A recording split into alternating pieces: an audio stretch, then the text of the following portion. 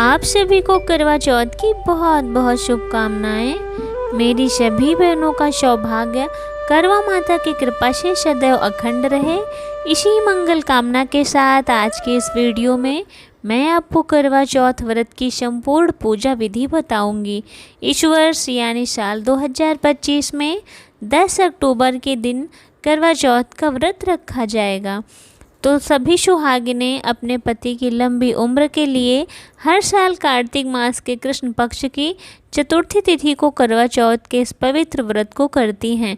और ये व्रत काफ़ी कठिन होता है क्योंकि महिलाएं पूरे दिन निर्जल और निराहार रहकर उपवास रखती हैं और शाम के समय करवा माता का विधिवत पूजन करके, कथा पढ़ के और चंद्रोदय के बाद चंद्रमा को अर्घ देकर उनकी पूजन के बाद ही व्रत का पारण करती हैं। तो व्रत में पूजा कैसे करनी है अब हम ये देख लेते हैं। करवा चौथ के दिन हम नहा धो करके पूरे 16 श्रृंगार कर लेते हैं। मेहंदी वगैरह आप एक दिन पहले ही लगा लें और खूब सारी नई नई चूड़ियाँ पहनी जाती हैं। अपनी शादी का जोड़ा भी आप पहन सकते हैं। आपकी शादी की चुनरी या पीलिया ओढ़ सकते हैं। हम उसके बाद एक चौकी लगाएंगे और चौकी पर हमें लाल रंग का वस्त्र बिछा लेना है। करवा माता का कोई कैलेंडर या फोटो है, जो भी है आपके पास, आप ले सकते हैं। देखिए कहीं कहीं पर ये पूजन सुबह किया जाता है और कथा पढ़ ली जाती है, तो कहीं पर शाम के समय किया जाता है। तो हमारे यहाँ पूजन को शाम के समय किया जाता है, चंद्रमा के उदय होने से थोड़ा सा पहले। तो इस फोटो में देखिए गणपति जी बने हुए हैं, तो गणपति जी का पूजन भी हम यहीं पर कर लेंगे। अगर आप अलग से गणपति जी की स्थापना करना चाहते हैं तो आप अपने मंदिर के गणपति जी को आप स्थापित कर सकते हैं इसी चौकी पर। चावल का आसन दे देना है। देखिए अगर आपके पास फ़ोटो है तो पिछले साल का ही फ़ोटो पूजा में आप रख सकते हैं। कैलेंडर लेते हैं तो हर साल हमें नया कैलेंडर लेना होता है। आपको संपूर्ण विधि बता रही हूँ। तो यहाँ पर कलश की स्थापना करूँगी। बहुत से लोग करवा चौथ के व्रत में कलश की स्थापना नहीं करते हैं, तो बहुत से लोग कलश की स्थापना करते हैं। अगर आपके यहाँ कलश स्थापित किया जाता है तो आप कलश की स्थापना जरूर कीजिए, और नहीं किया जाता तो इस विधि को आप स्किप कर सकते हैं। तो चावल से मैंने यहाँ पर अष्टदल कमल बना लिया। इसके बाद हमें एक तांबे का या पीतल का लोटा ले सकते हैं। कलश लेंगे, कलश में एक स्वास्तिक बनाना है। कलश के अंदर सबसे पहले हम गंगा जल डालेंगे। इसके बाद कलश को शुद्ध जल से भर लेंगे। अब हम एक सुपारी, एक सिक्का, 2 लौंग इस कलश में डालेंगे और थोड़ी हल्दी और चावल। इसमें आम के पत्तों को सजा लेंगे। देखिए अगर आपके पास आम के पत्ते ना हो तो आप अशोक के पत्ते प्रयोग कर सकते हैं। कटोरी में चावल लेके कलश पर हम रख देंगे और मैंने टीका पहले ही पत्तों में लगा दिया है। ये हमने मौली ली है। अब इसे हम कलश के कंठ में अच्छे से बांध लेंगे। आप रोली से या चंदन से पत्तों को टीका जरूर लगाइए। अब हमारा कलश तैयार हो गया है।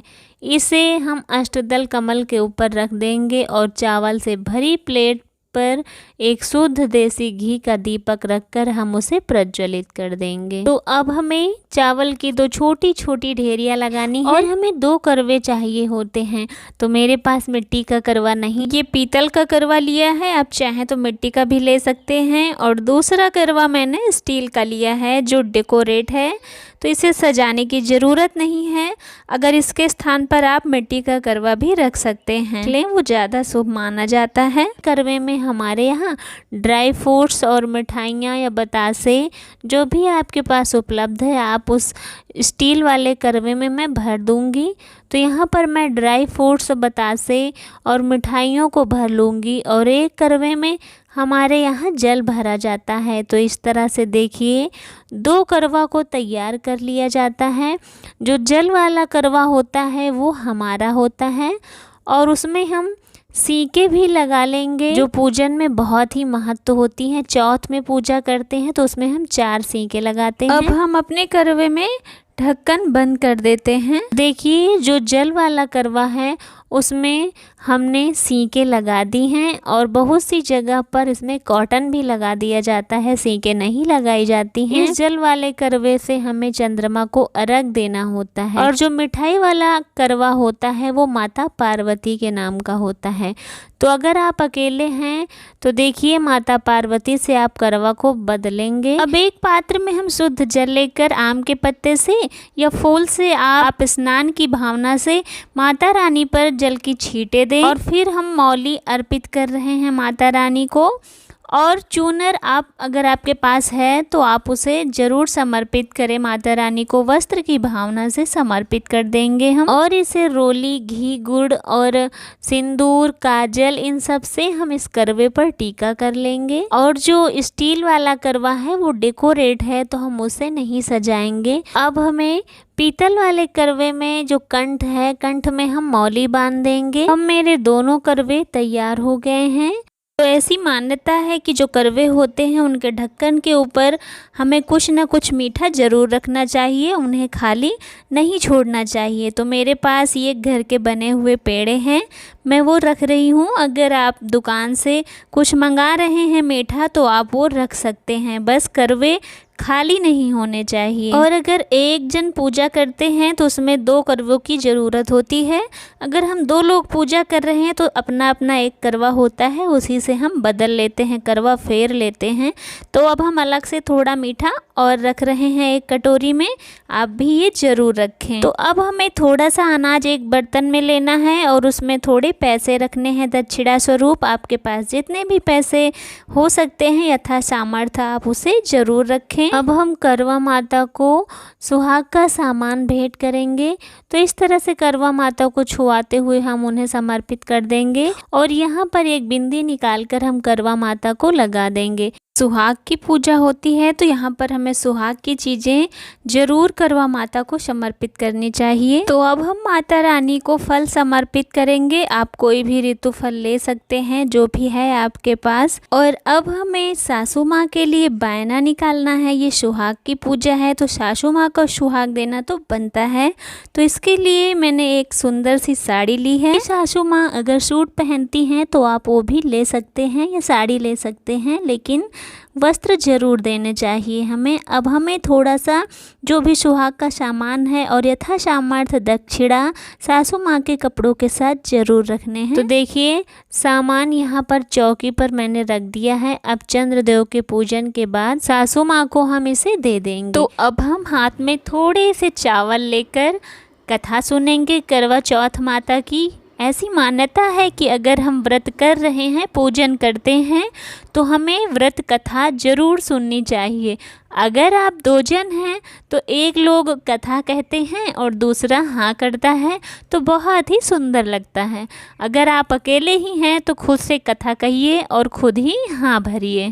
तो कथा सुनते हुए जब कथा समाप्त हो जाए तो हमने जो चावल ले रखे हैं हाथ में, उन्हें थोड़े करवा चौथ माता के सामने अर्पित करेंगे और थोड़े से हम उस जल में डाल लेंगे जो हमने रखा है सामने। और हमें थोड़े से चावल लेकर अपने चूनर या अपनी साड़ी के पल्लू में बांध लेने हैं। ये जब हम चंद्रमा की पूजा करेंगे तो उस वक्त काम आएंगे हमारे अर्घ देने के लिए। छलनी से आप चंद्रमा को देखेंगे और वो छलनी भी यहीं पर रख लीजिए। और एक मिट्टी का दिया या जिससे हम माता को आरती करते हैं, उसी दिए से हम चलनी में रखकर चंद्रदेव को देखकर पति का पूजन भी हम उसी दिए से कर लेंगे। और ये जो हमने पात्र में जल रखा था पहले, उसे अगर आप दिन में पूजा करते हैं तो सूर्यदेव को अर्पित कर सकते हैं, नहीं तो रात में जब चंद्रदेव का पूजन करें तो उसी कलश में मिलाकर हम इसे अर्पित कर सकते हैं। अब धूप और दीप से हम प्रेम पूर्वक सबसे पहले गणपति जी को, फिर करवा माता की आरती उतारेंगे। अगर आपको कोई आरती नहीं आती है तो मन में आप गणपति जी, माता पार्वती, माता करवा का ध्यान करते हुए दीपक को इस तरह से ओम की आकृति में घुमाकर भी आप आरती कर सकते हैं। इसके बाद देखिए हमें करवा को फेर लेना होता है, जिसमें से जो जल का करवा है वो हमारा है और जो मीठा करवा है वो माता पार्वती का होता है। तो हमें अकेले पूजन करना है तो अपने हाथों को ऐसे क्रॉस बनाते हुए हमें करवा फेरना है। इस बात का ध्यान रखें कि करवा आपस में टकराने नहीं चाहिए। चिढ़ते हुए बोलना है कि माता पार्वती माता सुहाग दें, पार्वती माता सुहाग दें। जैसे उनकी जोड़ी अमर है वैसे हमारी जोड़ी भी अमर करें। ऐसी ही मंगल कामना के साथ हमें 7 बार इन करवों को फेरना है और 7 बार देखिए जहाँ पर माता का करवा था वहाँ पर आपका करवा होगा और आपके करवे के स्थान पर माता पार्वती का करवा आ जाएगा। तो अगर आप देवरानी जेठानी या बहन हैं या सहेली हैं तो आप करवा अपना बदल सकती हैं और आप अपने करवों को आपस में फेर सकते हैं। माँ के साथ या सासू माँ के साथ करवों को नहीं फेरा जाता। देखिए अगर आपने सिर्फ एक करवा लिया है तो हमें किस प्रकार से करवा बदलना है या कैसे करवा फेरना है। तो आइए हम बताते हैं कि हम ये करवा माता की तरफ दिखाते हुए 7 बार करवे को फेर लेंगे और 7 बार बोलते जाएंगे कि माता रानी सुहाग दें, माता रानी सुहाग दें। ऐसा हमें बोलना है। और किसी किसी के यहाँ पर करवा फेरा जाता है और कहीं पर नहीं फेरा जाता। तो जब हम चंद्रदेव का पूजन कर लेंगे, अर्घ वगैरह दे लेंगे, तब हमें देखिए सुहाग जरूर लेना है। और करवा माता से तो इस तरह से आप अपने साड़ी के पल्लू में अपना शादी का सिंदूरा रखकर 5-7 बार आप पहले करवा माता को सिंदूर अर्पित करें और जितनी बार आप उन्हें सिंदूर अर्पित करेंगी उतनी बार ही आप उससे लेकर अपने मांग को सजा सकते हैं। इसके बाद माता पार्वती से और करवा माता से अपने पति की लंबी उम्र की कामना कर लें। तो इस पूजन के बाद देखिए हमें चंद्र पूजन करना है, तो चंद्रमा को अर्घ देना है। इसके बाद पति पूजन करके और सासू माँ को बायना देकर हम व्रत का पारण करेंगे। और अगर आप अपनी सासू माँ से दूर रहती हैं तो इस बायने को आप संभाल कर रख सकते हैं। जब अपनी सासू माँ से मिलें तो उन्हें दे सकते हैं। अगर उनकी सहमति हो तो आप ये किसी दूसरे को भी दे सकते हैं, जैसे आपकी जेठानी, ननद, बुआ, सास या किसी को भी ससुराल पक्ष में आप इसे दे सकते हैं। तो अगर ये वीडियो आपको थोड़ी सी भी यूज़फुल लगी है तो चैनल को लाइक करें, सब्सक्राइब करें और कमेंट में जय माता करवा ज़रूर लिखें।